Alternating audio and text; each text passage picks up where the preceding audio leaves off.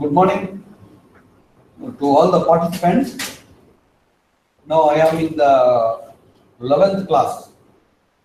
Now till now we have discussed the simple stresses and strains and geometrical properties of sections.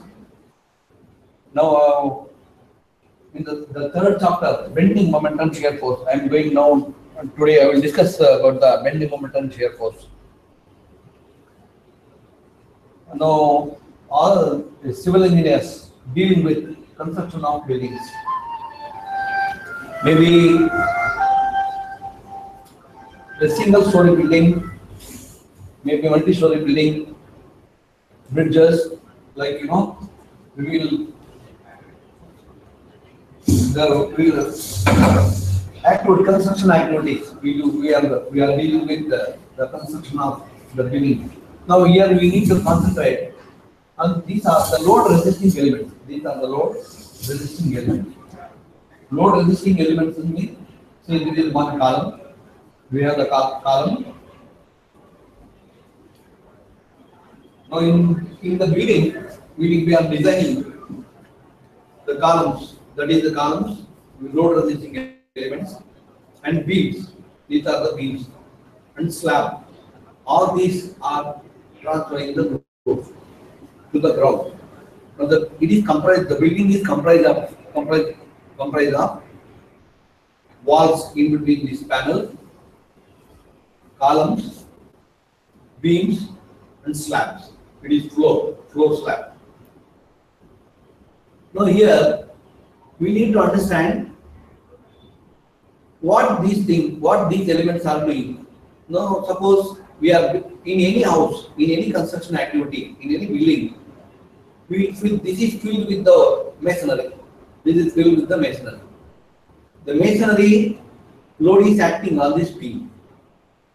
There are beams in all the directions. This is also a beam. So this is the slab, floor slab. Now there may be a partition wall above this wall, above this beam. There is possibility. If we build the masonry partition wall, then the load of that wall is acting on this beam, throughout this beam. And there is a floor slab, beam and beam to column. Like there is another beam, floor slab and column. Strictly speaking, we need to understand this load may be dead load. First, any structure should withstand itself. The self weight. We need to design the structure for the self weight. Self weight means first it has to stay. The element should stay. There is a load. Now this load, first we need to design this, and we need to design this floor slab for in self weight and also the dead load, live load. Live load means the people who are and whatever the things we use in the building, like table, chair, etc. They are people. They are live load and dead load. This is design. Strictly speaking, this load from here to here there is a floor slab. Now this floor slab load is transferred to this beam. This beam is transferring the load to this column. Floor slab load is transferred to the beam. The beam load is transferred to the column. The column load is transferred to the foundation. The foundation is transferring the load to the ground. Now this is the mechanism. Now during this process, now we need to design, due to the load, what is the bending, what is the deformation. We need to understand this. One should understand clearly that when it is the construction activity takes place and we have designed this building, when we design this building, the floor load is transferred to the beam. The beam load is transferred to the column load is transferred to the foundation and ground. This is called load path. load path. There are so many things to understand this. At this point of time, for our Polytechnic students, no, not necessary to understand too much. I will restrict myself to our Polytechnic students level. So therefore, let us understand. That is, once again I will tell you, the load, floor load, it transferred to the beam. The beam load is transferred to the column. Then to the foundation and ground. This is the mechanism, load transfer mechanism. This is the floor slab. This is the floor slab. Half load is transferred to this beam, and half load is transferred to this beam. And then this load, like similarly from the other side, half load, half of this floor areas that is transferred to this beam, half of this side is transferred to this beam, then transfer. During this load transfer, we need to design the elements. Load, that is the load resisting elements. These are called load resisting elements. The floor slab is resisting the self weight and also the live load. This beam is resisting the floor load and also the partition wall above this. Partition wall above this. Isn't it? Now, we need to understand clearly. Now, we have to design the structure. We have to strengthen the structure. The load should be safely transferred to the beam. The beam should transfer the load safely to the column, isn't it? Without any damage or deformations. Now that is the object. Therefore, we need to understand how to design this. For example, suppose if we build this, if we construct this beam, more than what is required, more than what is required, it becomes waste. Now, if you are designing the under design, if we design this less, now there are possibilities, there will be a failure. Therefore, we need to understand what is the amount of load transferred to this beams, load transferred to this beam, and the behavior of this beam. What is the behavior of all these beams? Now, therefore, one should understand clearly. Now, see, again, I will tell you, floor load is transferred to the beam load is transferred to the column. Now, under these circumstances, we need to design the load should be transferred safely from floor to beam to column. The floor also should be stable and safe to receive the load and transfer the load to the beam. Beam should also be safe and comfortable to transfer the load to the column. Column should also be safe and comfortable to transfer the load to the ground. This is foundation and ground. Now, this is the mechanism, load transfer mechanism. Now, the engineer, what engineer has to do, when you apply the force, when you apply the load, whenever we apply the load, then it tends to deform. Therefore, our object is when we say the load should be transferred safely, that is we have to design the flow slab properly. Now, when this load is transferred to the beam should, without any defect, it should receive the load from the floor, and then from floor it should receive the load safely without any damage or deformation. This is the duty of the engineer. Engineer has to do this. Maybe now I am explaining this in RCC, reinforced concrete column, reinforced concrete beam. Sometimes it may be steel beam, sometimes it may be steel column. Don't worry about the material. Let us concentrate on the concept.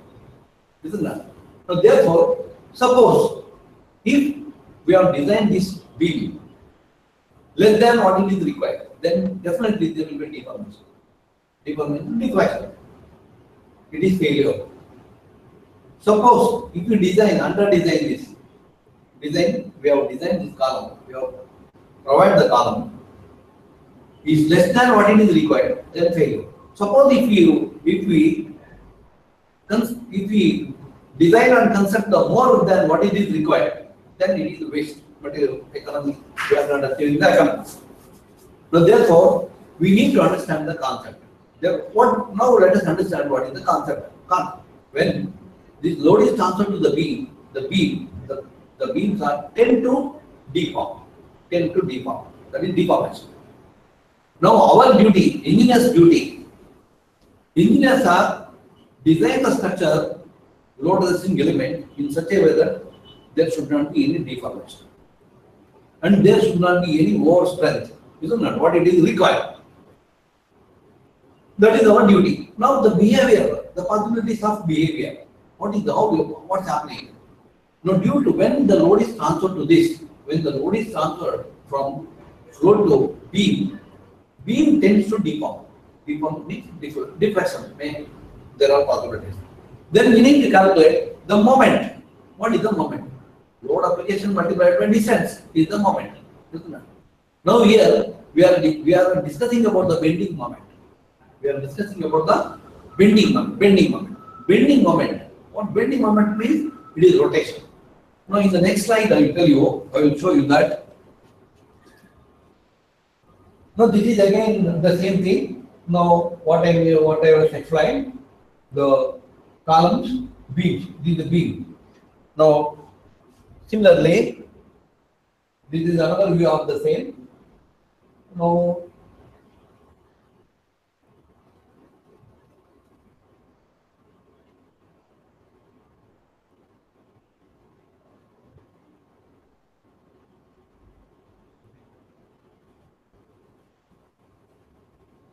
okay, there is one slide missing here.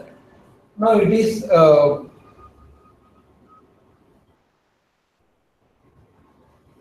I'm explaining about this beam. There are possibilities. What is going to happen?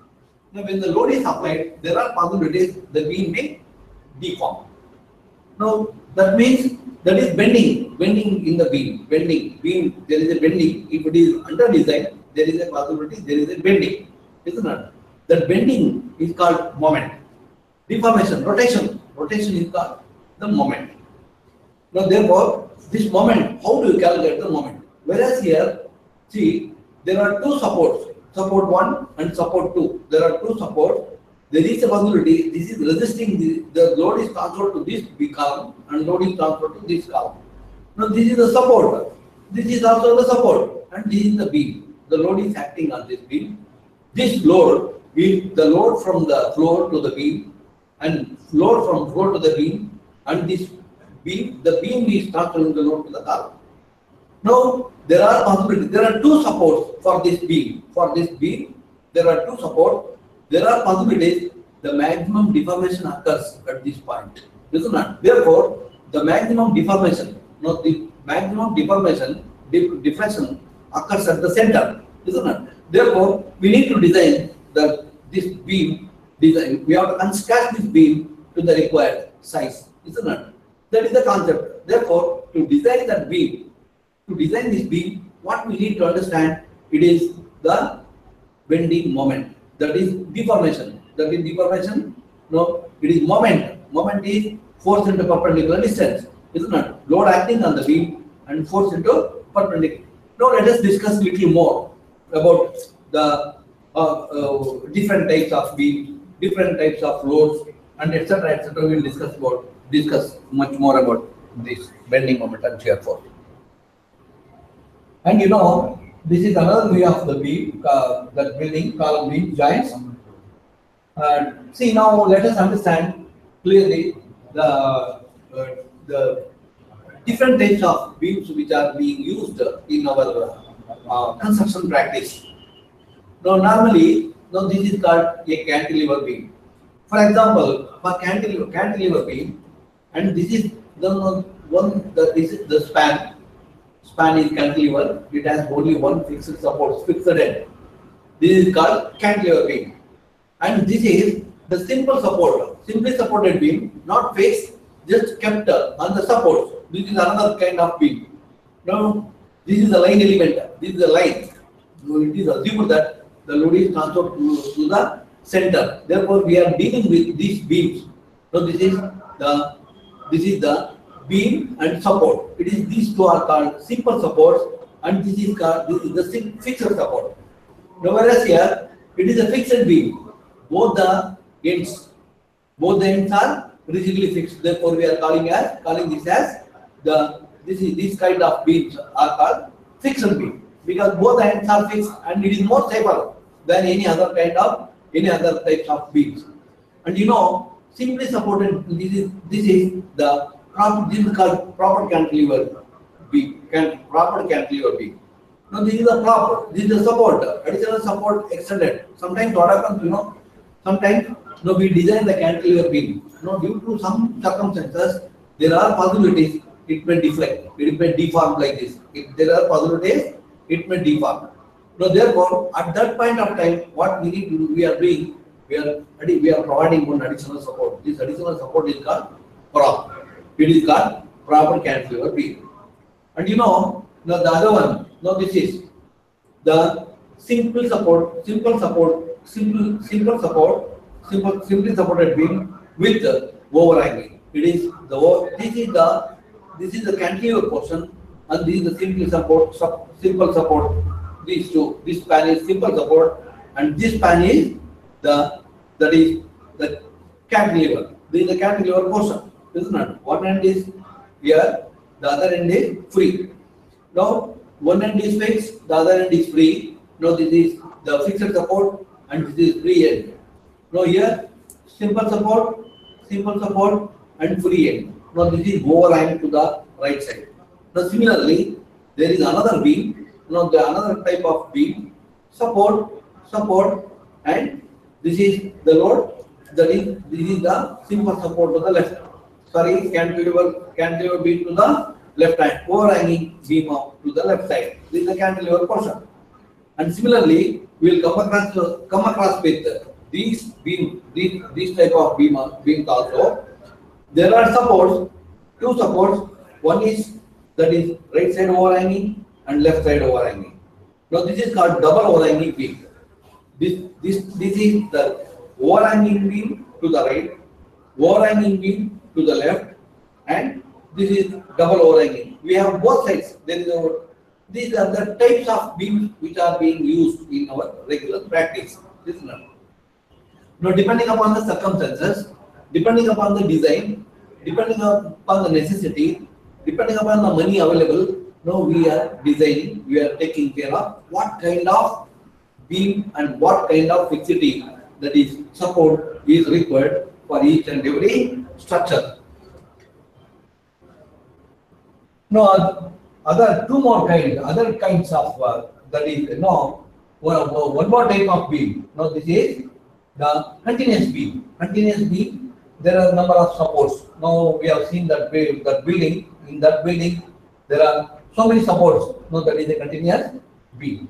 And similarly, it is another one. It is a fixed end, and this is another kind of support. Now there is a hinge beam. This is called hinge. We are calling this as hinge. In this hinge, there is a provision for a small deformation. A small amount of deformation is allowed. Therefore, it is hinge, and it is a roller support. This support is called roller support. If not, in some cases, depending upon the structure, now we need to design this. We will provide the roller supports. Now, types of loads. Now, types of loads. See, for example, now this is one type of load. It is a point load, concentric load. There is a beam. In the beam, suppose if somebody is standing on the beam, now that acts as a support. That is the point load. And similarly, their beam, in the beam above this, now suppose if we build the wall above this, the masonry wall.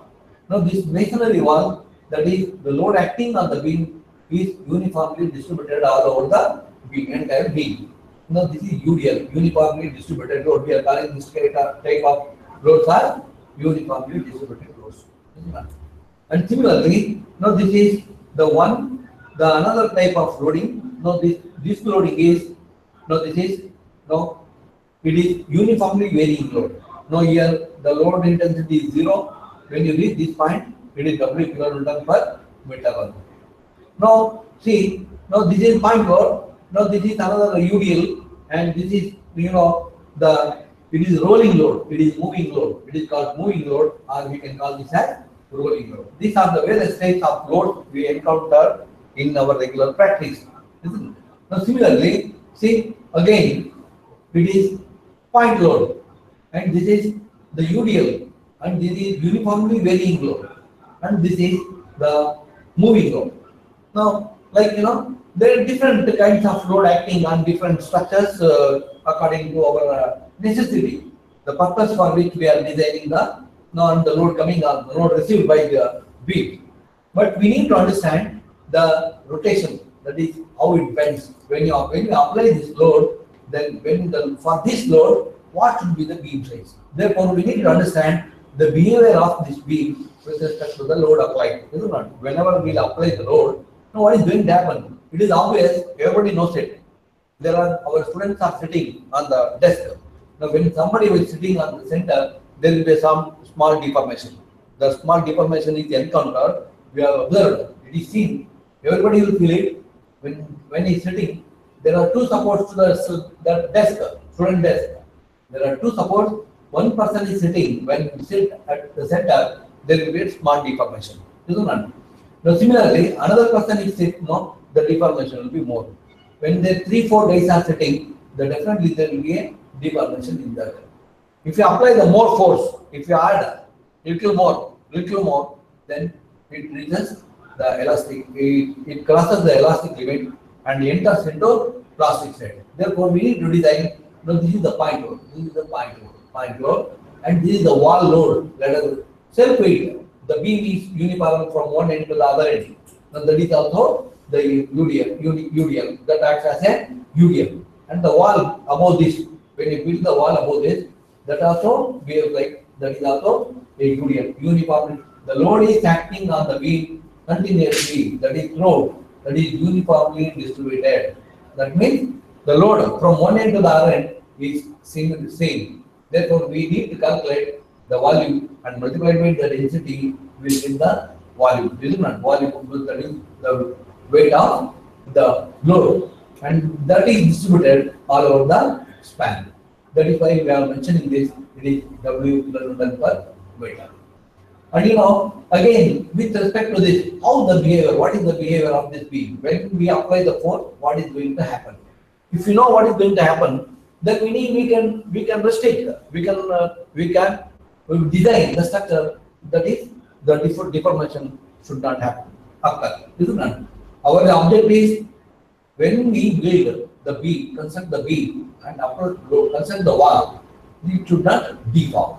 Isn't it? Therefore, let us understand let us understand the behavior of this beam with respect to this load. Isn't it? Now that will be nothing like this is also like now either uniformly varying load and there is a moving load. Now we will come across with in our Polytechnic students. Now we will come across we have taken only the syllabus included. Now we have only these two kinds of load. One is the point load, the other one is uniformly distributed load. Therefore, let us concentrate on these two things and how it behaves.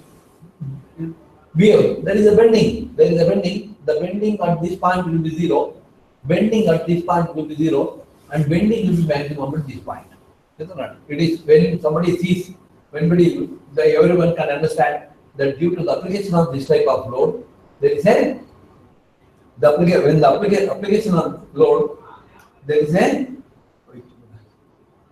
the application of load. Now this is how. Now this is when the application of load, this deforms. Background deformation occurs at the center, and this becomes 0, and the deformation will be 0. Now here again deformation will be 0, and deformation will be 0, whereas here the maximum deformation. Therefore, we are discussing about this, and once we know what is the deformation, what is the moment, now the rotation. Now what is our rotation due to this load? Now we can prepare to design the structure. We can prepare the structure without deformation. Isn't it? That is our objective. And now one should understand the conditions of equilibrium. Everybody, most of our knows it. That everybody knows it. That is the conditions of equilibrium. Condition equilibrium means any body is at rest. Is equilibrium condition. Is in equilibrium condition. The body is at rest. The body, when we say the body is at rest, the condition of that body is in equilibrium. Now that we have divided that equilibrium into three parts.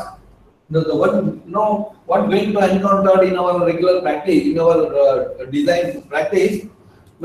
See, we will come across one is the one. This is the horizontal force. Load is transferred from here to here, and this is transferred to the column. Load is transferred from the slab to the beam. The beam is receiving the force and transferring to the column. Like there is another beam. There are number of beams connected at this point. It means that the column is downward. Column is in the downward. Column is in the downward side also upward side. There are extension. If you consider this joint, the horizontal force, then horizontal force, and vertical force, and also due to this application of this load, the beam rotates. The beam deforms, isn't it? Therefore, to understand and to design this very clearly, we are concentrating. We are dividing this. For example, this is the existing building under construction. There is no movement of the building. No, building is not moving at all.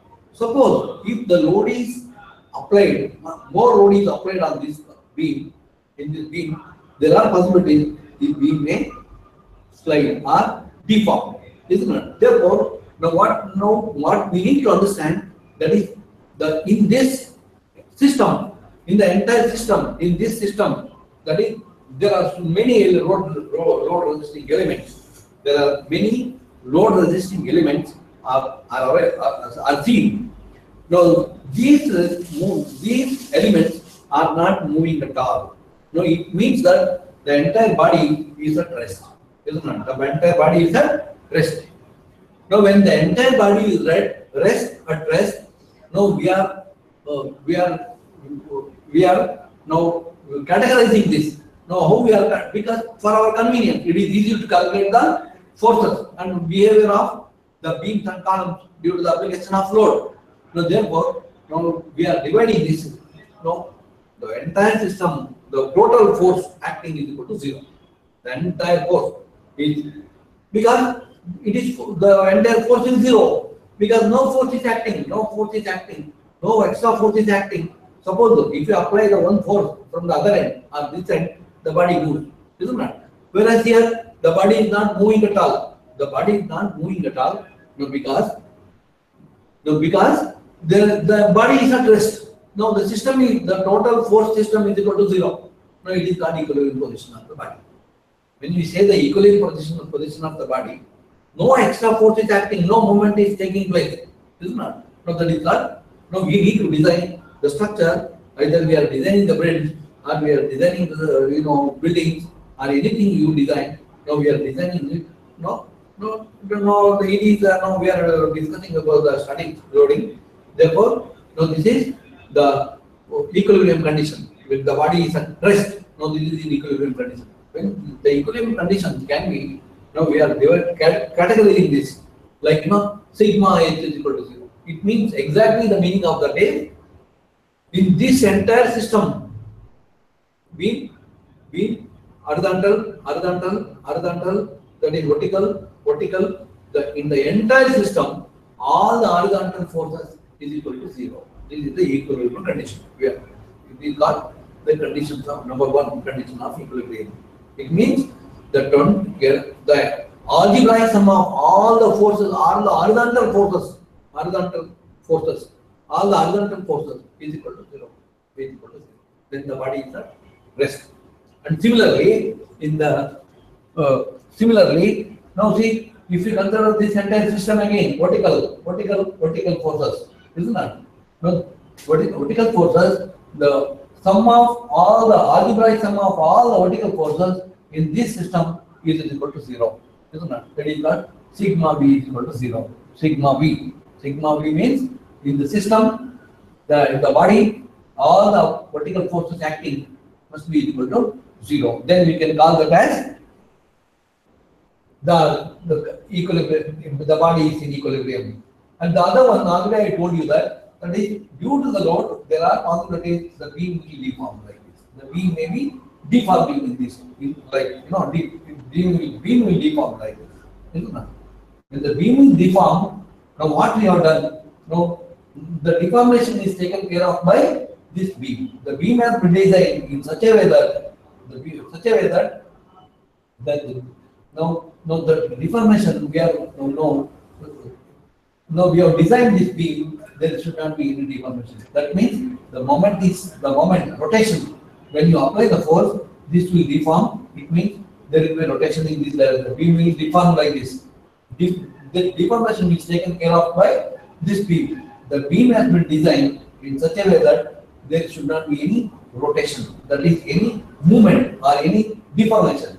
So therefore, the load applied, due to this load application, there is a moment. Now what we have done, we have created the moment, moment of resistance, resisting the moment. That moment is resisted by this column. We have developed the moment like this in the opposite direction. This is creating the clockwise moment. This is creating the anti-clockwise moment. Now both are equal to 0. Therefore, there is no movement. Suppose anything is deeper, then there will be a rotation or there will be a movement. Now it means that, see, algebraic, when the body is set to be in equilibrium condition, all the algebraic sum of all the horizontal forces must be equal to 0. Algebraic sum of all the vertical forces must be equal to 0. That is some algebraic sum of all the moments, that is clockwise moment, anti-clockwise moment. The anti-clockwise moment is developed by the beam and the clockwise moment is developed by the load. Now these two are equal. Now under that circumstances, we will call these are the three conditions for equilibrium. Then we can analyze any kind of problems. Now therefore, now to calculate the reactions of the beam. Now to calculate the reactions of the beam, Now see, now already I told you, we have discussed about the different kinds of beam. Now it is the cantilever beam. See, now this is the cantilever beam. This cantilever beam may be 1 meter, maybe 2 meter, maybe 3 meter, maybe 4 meter, depending upon the design. Depending upon the requirement, the people will design it. The projected portion beyond the wall, beyond this column, is called cantilever portion. This is called cantilever portion. Now let us begin with this. How it behaves, how it will carry the force. And therefore, see now let us calculate it is very simple analysis. Let us understand now how to calculate the reactions, calculation of reactions. Now the problem, now this is one problem is given here. In this problem, see it is a cantilever beam, it is a fixed support. Cantilever beam, that is 130 kN, another 20 kN, another 10 kN force is acting at a distance 3 meter, 2 meter and 1 meter from the support.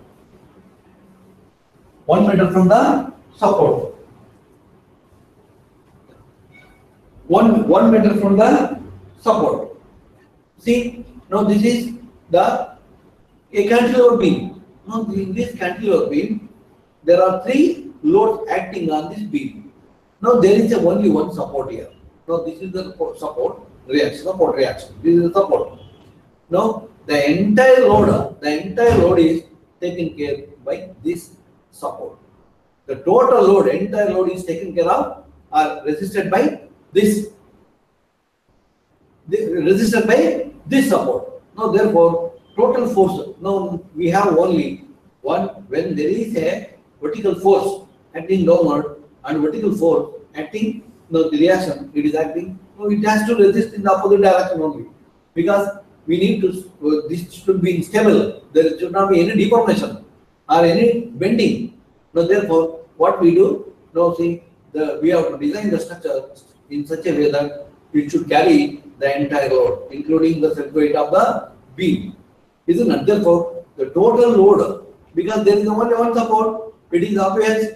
Now all the loads are resisted by this support. Therefore, it's very simple. We are dealing with only vertical forces. Therefore, from the conditions of equilibrium, we know that sigma v is equal to 0. Sigma v, so algebraic sum of all the vertical forces must be equal to 0. Therefore, what is the reaction? The reaction is equal to sum of all these downward forces. Sum of the upward forces must be equal to sum of the downward forces. Therefore, we need to design this support to resist this load, isn't it? Therefore, sigma v is equal to sum of the upward forces must be equal to sum of the downward forces. Therefore, reaction RA, it is the only one upward reaction. Support is here. There are 3 point loads acting downward. This is equal to 60 kN total load. This is how we can straight away we can write down. Isn't it? Calculate, isn't it? And similarly, now let's discuss one more problem. Another problem. Now it is another problem. Now a simply supported beam has a span of 4 meters. It is subjected to 2 point loads of 40 kN each at a distance of 1 meter and 3 meters from the left hand support. Calculate the reactions. Now again, see, it is a simply supported beam. How to deal with this? Now, how to calculate the support reactions? How to calculate the support? The first stage, one should understand this clearly. See here, the first stage. Now, we know that here also, when the load is acting downward, that is downward forces, we need to create the resistance in the opposite direction. Therefore, it is a support reaction. One support, and it is simply supported beam. One support at A, the other support at D. Isn't it? Therefore, how to calculate this? How to calculate the real support reactions? Now here, first understand the problem clearly and write down the diagram. And please understand. Now see, it is given. It is 1 meter and 3 meters from the left hand support. This is the left hand support. 1 meter and 3 meter, isn't it? Therefore, it is one load is 40 kN, the other load is also 40 kN. Now, similarly, now this beam is a symmetrical beam. Very simple, we can understand because 1 meter from this end and 1 meter from this end. Now, straight away we can write out RA and RD both are carrying the same equal amount of forces, isn't it? Therefore, reaction. So from the diagram you can observe. It is from this, if you have from the observation, it can be straight away we can write down that is load taken by this. This support is 40 kN and load taken by this support is 40 kN. Because of one, not for every problem, for this problem. Now because it is symmetrical. Because if you make this half, that is it is 3 meter and it is 3 meter and it is 1 meter and this is 1 meter. It is a symmetrical beam, isn't it? Now how to calculate this? By applying now in different problem, in another problem, sometimes it is 40 kN, sometimes it is 10 kN, or there is any other different value. Then how to deal with this? How to calculate this? To calculate this, now you see, now we know that the first one, let us calculate the reaction. We know that the total downward force must be equal to total upward force for a equilibrium condition. For equilibrium condition, sum of the downward forces must be equal to sum of the upward forces. Isn't it? This is the condition of the equilibrium condition. Now, therefore, we need to calculate that is the reaction A and reaction D. Now, therefore, we know that downward force must be equal to upward force. Now, we have two supports and there are 2 point loads acting downward. Now, therefore, RA plus RD is equal to 40 into 40. RA plus RD, that is sum of, that is RA, upward reaction, and this is the result. See, sum of the upward, RA is the reaction, RA is another reaction. There are two reactions. RA plus RB is equal to sum of the downward force. That is what we have written. Sigma V is equal to 0. The first condition, the condition of equilibrium, one of the condition of equilibrium, sigma V is equal to 0. That is equal to 2 support RA and RD is equal to 40 plus 40 is equal to 80 kilonewton. Isn't it? So this is RD. Please make a connection here. So this is RD. Now therefore, now RA plus RD is equal to sum of these two. Total force, the entire force is taken by these two support. Therefore, sum of these two forces, upward forces, is equal to sum of downward forces. That is what we have mentioned here. Now it is mentioned here. RA plus RD is equal to 40 plus 40. Then how to calculate? Now we have one equation. We have one equation. RA plus RD is equal to 80 kilonewton. RA plus RD is equal to, we have one equation. There are two unknowns here. RA plus RD is equal to 80 kilonewton, and that is one equation. There are two unknowns. Therefore, now we have three conditions. Sigma V is equal to 0, and sigma H is equal to 0, and sigma M is equal to 0. Now therefore, this already we have utilized the condition 1, that is sigma V is equal to 0. Now let us call the second condition, sigma H is equal to 0. Sigma, if we consider the sigma H is equal to 0, there is no horizontal forces. There is no horizontal forces in this beam, isn't it? In this system, force system. Therefore, the sigma H, that is horizontal force system, is irrelevant. Therefore, discard that. And we have the another conditions of equilibrium, that is sigma M is equal to 0. Sigma M, algebraic sum of all the moments, is equal to 0. Now let us be very careful here. Now, while calculating the reactions, sigma M is equal to 0. Sigma M is equal to 0. Now that is sigma MA is equal to 0. Anywhere you can take the algebraic sum of all the moments about at any point in the beam is equal to 0. For equilibrium condition, the algebraic sum of all the moments must be equal to 0. Therefore, now we do it like this. Now, taking moment about this point is equal to sigma MA. Sigma MA is equal to 0. So therefore, when we consider this moment is equal to, we know that it is force into perpendicular distance. So therefore, sigma MA, that is sigma M, is equal to 0, taking moment about the forces acting on the beam about the point A.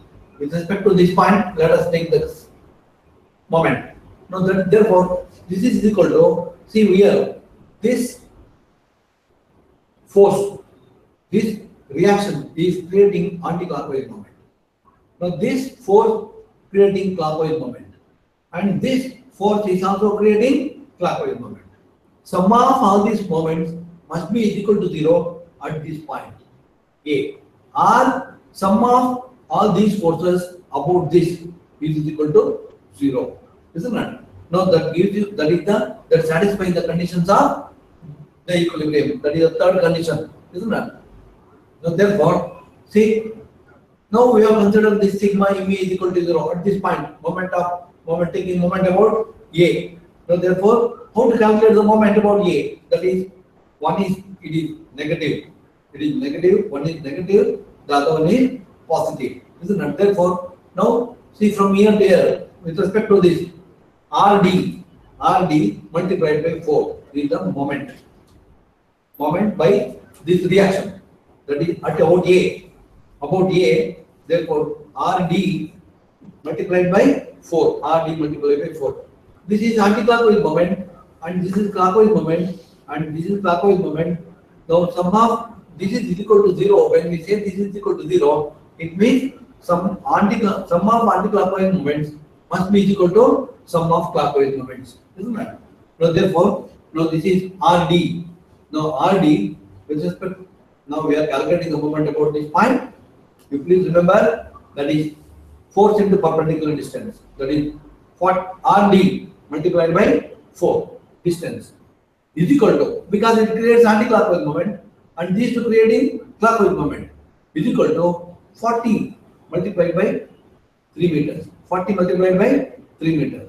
This is what we have written here. Isn't it? And similarly, 40 multiplied by, this is 40 multiplied by 1 meter. This is what we have written here. Therefore, RD is equal to RD. RD is equal to, after simplifying, we are going to get 40 kilonewton. Isn't it? 40 kilonewton meter. Now this is this is the load shared by this support D. Support D is resisting the force of 40 kilonewton. And similarly, now when this is total load is 80 kilonewton, total load is 80 kilonewton, total load is 80 kilonewton, and therefore RA plus RD is equal to 80. Now this is RA is equal to RD we have calculated from this reaction at D we have calculated. This is the result 40 kilonewton. Therefore, now apply this. Substitute this from this RD 40 kilonewton will be substituted to this. Then we will get 80 minus 40 is equal to 40 kilonewton. Isn't it? But it is a very simple problem. Now, without calculating, we can understand. Without doing this exercise, now we can decide, because it is symmetrical about this beam is symmetrical. The load is also symmetrical. Now, for this condition, now it is symmetrical beam. See, this is 1 meter, and this is 2 meter. It is therefore straight away we can write down it is RA is also 40 and RD. Reaction RA is also 40 and RD is also 40. Isn't it? Like, let us solve one more problem. Then we go to the next. See again. Now see, a simply supported beam of 6 meter span is subjected to a point load of 100 kilonewton at its center. Calculate the reactions. Now, a 6 meter beam at the center. 100 kilonewton is acting at the center. 100 kilonewton is acting at the center. Now let us calculate what is the reaction. What is the support resisting? How much resisted by the support A and support C? Isn't it?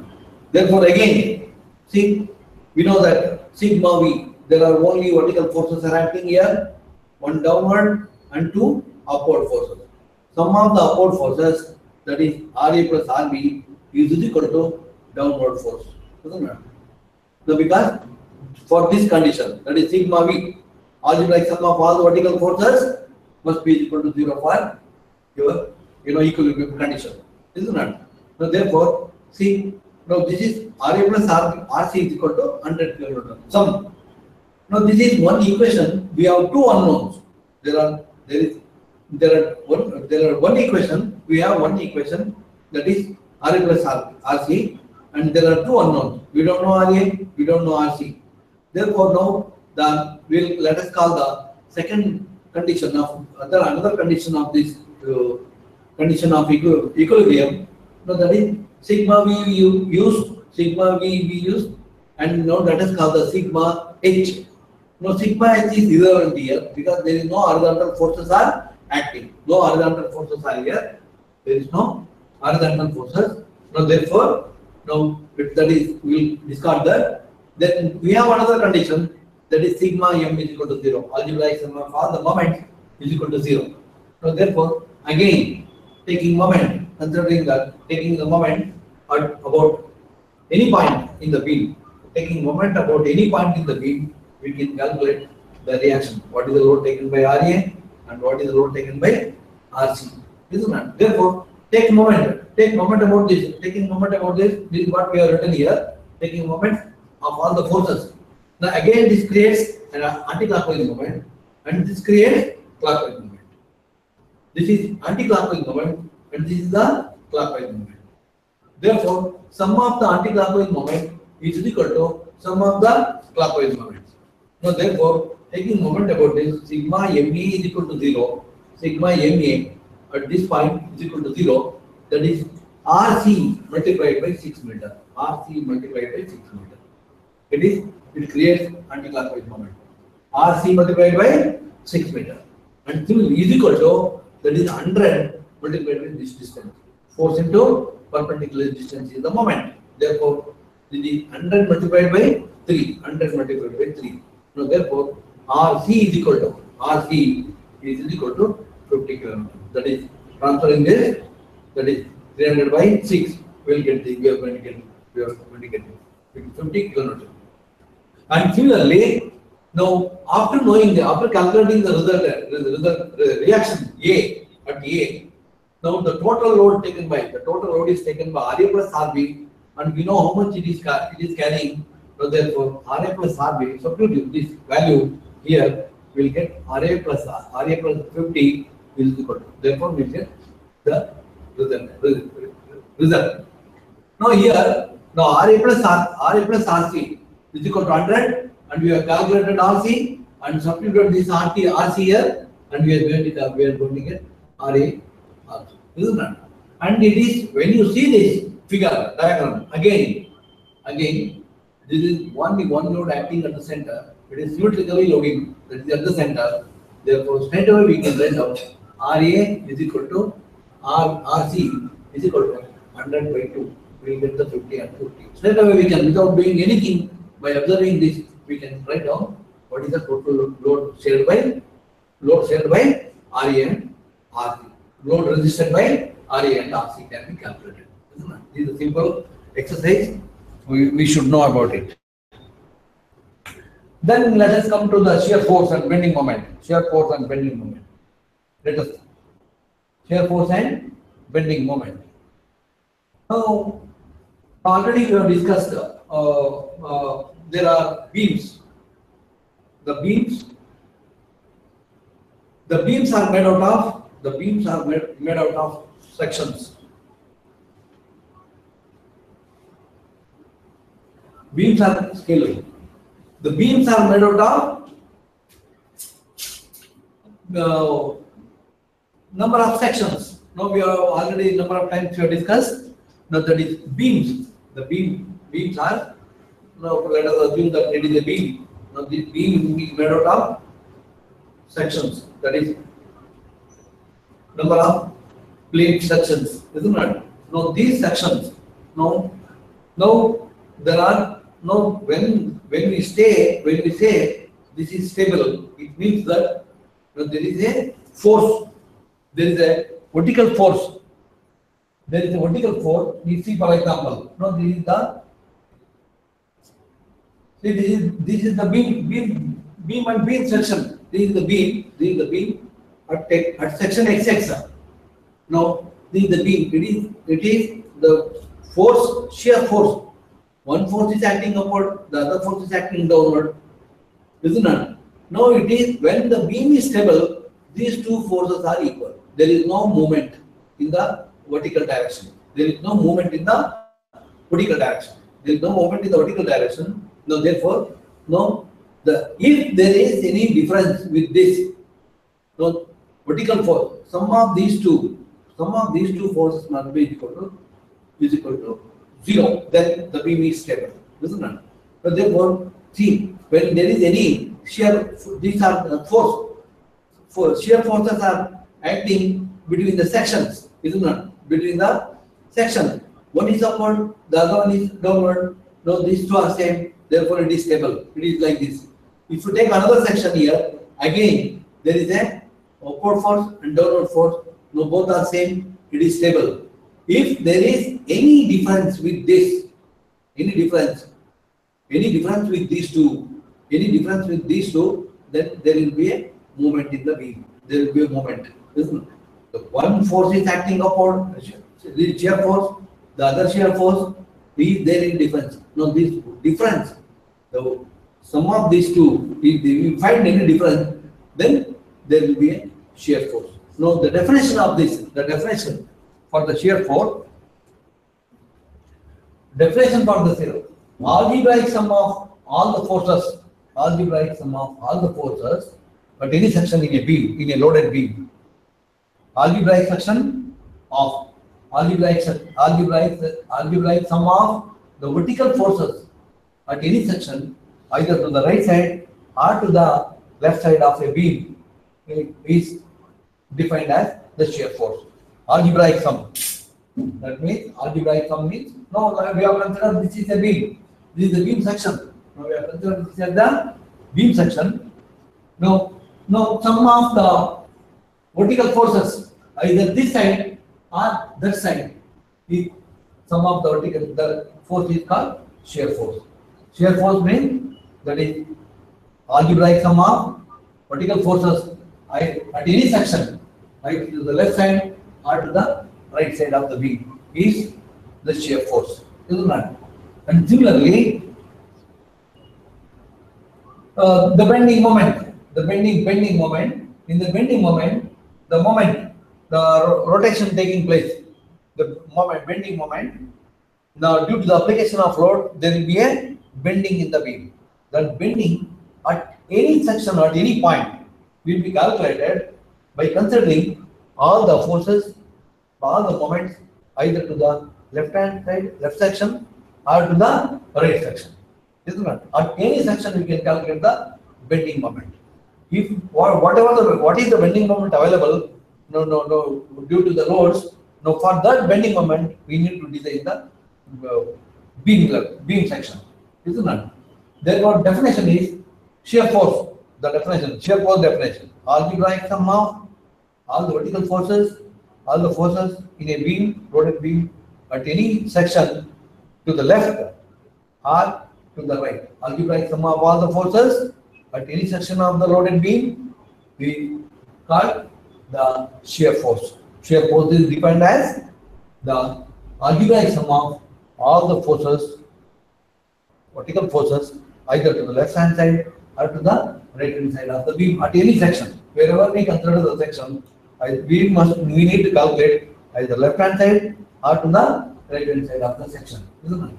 And similarly, bending moment is also at any section, at any point, at any section in the beam, the algebraic sum of all the moment either to the left hand side or to the right hand side of the section is bending moment. And the shear force is varying from one end to the other end. Shear force is varying from, depending upon the load condition and the support condition, the bending moment, shear force vary from one end to the other end of the beam. Now it is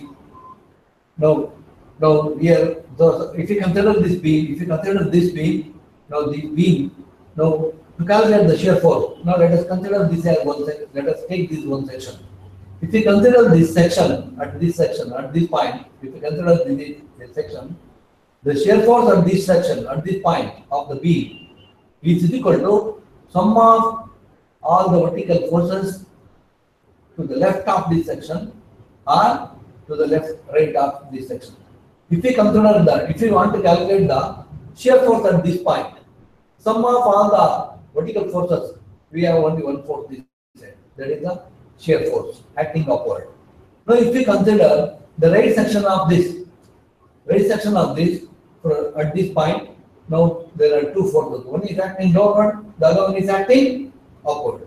Now, the shear force at this point, if you want to calculate the shear force at this point, it is the reaction, that is upward, only upward. It is 50 kilonewton acting upward.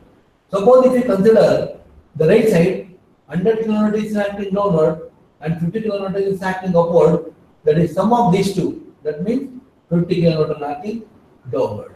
That is the shear force at this point. Isn't it?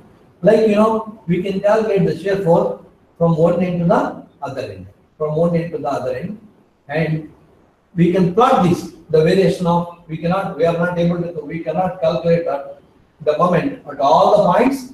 But today we have computer. The computer will do all those things. But manually when calculating, physically we are doing it. Now see, there will be variation from one end to the other end in the shear force. Now therefore, the shear force that can be plotted, that diagram that shows the variation of the shear force from one end to the other end is called shear force diagram. We will discuss about this in the next slides. Now only to understand the concept I am saying this. Now this is algebraic sum of all the vertical forces either to the left hand side or to the right hand side. Algebraic sum of all the vertical forces either to the left hand side or to the right hand side of the beam is called the shear force. And the diagram we plot for the beam, the variation is the shear force diagram. And similarly, the bending moment. Bending moment is also the moment. Now, if we consider the moment at this point, if you want to calculate the moment at this point, now calculate the sum of all the forces, moment of all the forces to the left hand side, or the sum of the moments to the right hand side. Is it not? Now that is how we can calculate the algebraic sum of the moment at any point. Now let us consider this is the point where we can calculate the moment at this point. Suppose if you want to calculate the moment at this point, if you want to calculate the moment at this point, at this section, now algebraic sum of all the moments to the right hand side or algebraic sum of the moment to the left hand side.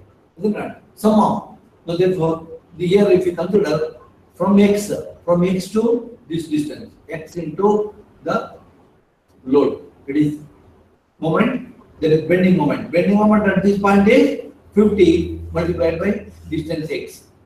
Suppose if you consider either the left hand side or the right hand side. When you consider the right hand side, now there are two forces here. That is 3 plus this is x minus 3 minus x distance. Now from here, this is RC into this distance and RC into this distance minus 100 into this distance. Isn't it? That is how we can calculate. Now at any point, at any section we can calculate the bending moment. We can calculate the bending moment at this point. We can calculate the bending moment. We can calculate the bending moment. We can calculate. That means the rotation. Now it takes place. Bending shape of the beam due to this loading. Therefore, we can calculate the bending moment at this section, any section we can calculate it. Now that means that is sum of the moments either to the right hand side or to the left hand side at any section. If you consider this section, sum of the right side moments of the forces or left side moments of all the forces. That is how we can calculate the bending moment. And the bending moment is varying from one end to the other end, depending upon the distance and depending upon the loading. Now, therefore, we can plot this. The bending moment variation diagram. Now, that diagram is called bending moment diagram. And you know, in this, we have to apply some sign convention because sometimes shear force. If you consider the shear force, shear force, this is the shear force. This is the beam. Now, when you calculating the bending shear force, now if we with respect to this x-axis, if we consider the left hand side of the beam, now what is going? Some of the vertical forces are acting in this portion, left hand side of the beam. Left hand side of the beam, sometimes acting upward, sometimes acting downward. Result, some of net vertical forces either acting upward or downward. The result may be upward or downward. Now depending upon that, sometimes this will upward or downward. If you calculate the shear force to the right section of this beam, now so what is going to happen? The net, there are upward forces, there are downward forces. Then what happens? Then there are upward and downward forces. Sum of these two, if you calculate, the net force is called shear force. The shear force sometimes may be upward, sometimes may be downward. Isn't it? Now, under those circumstances, we need to apply some rule. Some rule we need to apply because sometimes upward, sometimes downward. Some forces are acting upward. The upward forces may be sometimes negative, sometimes it may be positive. Some people will consider that as a negative force, negative shear force, and some people will take this as the positive force. That is a sign convention. Now we apply. So there is no hard and fast rule to take. The upward is positive and downward is negative, or upward is negative, downward. There is no hard and fast rule. Now depending upon your convenience and depending upon your practice and the structure where we are calculating the shear force and moments, the bending moment, then you apply it. Now you are the dictator, you can solve those problems. So therefore, see, for now we will consider this beam. If we consider this beam, now we are let us calculate. Now this is the section. The result may be upward. The result, sum of all the forces, vertical forces in this beam from here to here is upward result. The net. Now if the sum of the vertical force, shear force from the left hand side, result is upward and the other side is downward, then I am considering this is positive shear force. That means at section XX, left hand side shear is upward, right hand side shear is downward. I am taking this as positive. And similarly, suppose if I am considering this as the X, that is the section where this section, at this section, if I am calculating the shear force in the left hand side of this section, the result is downward, and if you consider the right side, the result is upward, then this system is I have considered as negative shear force. Now this is the positive shear force and this is the negative shear force. Not necessarily this is positive and this is negative. No, you can decide. You can take this, it is negative and this is positive. That depends upon your convenience and your calculations. Isn't that? Now, one should remember that it is a positive. Now I have considered, I am taking this as the positive shear force and this is the negative shear force. Isn't it? When I am getting it at any section of the beam, this is the beam section, at any section, maybe here, anywhere if I am considering this, that is now the vertical forces acting left side of the section is upward, I am taking this as positive. Isn't it? And similarly, right side, if I get the negative downward, then I am considering that as a positive. So whereas if I am getting the result, shear force in the left hand side, now in the left hand side, if you consider this left hand side and result is downward, I am taking this as negative. Therefore, simply I can say left shear at any section is positive and right down at any section is positive, or any negative, the shear at any section is downward is negative, and any shear force to the right side upward is negative. That is, I will adopt this system in my discussion for the future classes. And similarly, for the bending moment, there are same conventions. Again, that is, already we have discussed the bend to calculate the bending moment. Algebraic sum of all the moments, right? Algebraic sum of all the moments, either this side, or this side. Isn't it? Algebraic sum of all the moments of the forces on the beam, either left hand side or to the right hand side. Isn't it? So one should remember. That is the sign convention. Then I am taking this as sign convention. Isn't it? And this is my method. This is what I am adopted. Now see, this is the bending moment. This is how the beam deflects. This is the bending moment. Now we need to calculate. Now here the moment is more at the center, where the deflection is more. Now this is the moment is more. Isn't it? Now this is the bending shape of the beam. Now little exaggerated here in this. Now that is to show you. I have done like this. Now this is more deformation. This is the shape. This is the shape, deflected shape of the beam due to load on the beam. So therefore, now this I am considering a sagging bending moment, and it is a positive bending moment. I am considering this as the sagging bending moment. Whereas this, now this beam, this is a cantilever beam, cantilever portion. Now this is called, I am taking this as sagging, and it is a negative bending moment. Now whereas if you consider an overhanging beam, now the beam deflects in this shape. The beam deflected shape will be like this.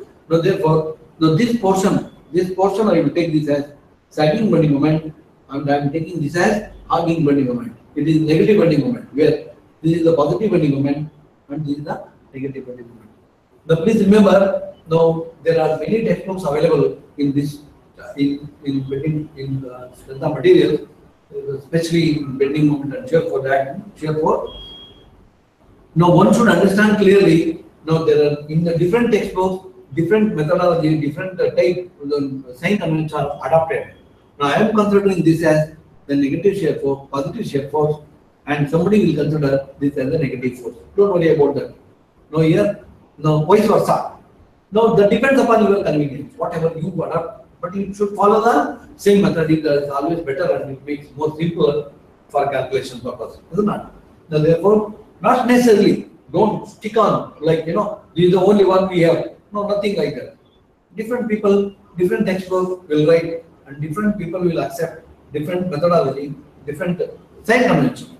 Now I am taking this, I am considering this, that deformation, that is moment, this is the bending shape. Now this kind of moment, I am taking this as positive bending moment. And here, in this case, this is the sagging portion, sagging bending moment, and this is the arcing portion, this is the arcing bending moment. Now, let me stop to this point, and we will discuss in the next class, that is how to solving the problems, isn't it? This is another example I have taken. This is a continuous beam. Now a continuous beam, deformation, sagging bending moment. This is upward deformation due to support. Now this is the arcing bending moment, and again there is sagging bending moment, isn't it? This is positive bending moment, negative bending moment, and positive bending moment. This is how I will consider this, isn't it? In the next class, we will discuss and we will solve the problem. Let us plot the bending moment diagram and shear force diagrams. Thank you very much for all the participants. Thank you so much. Thank you a lot.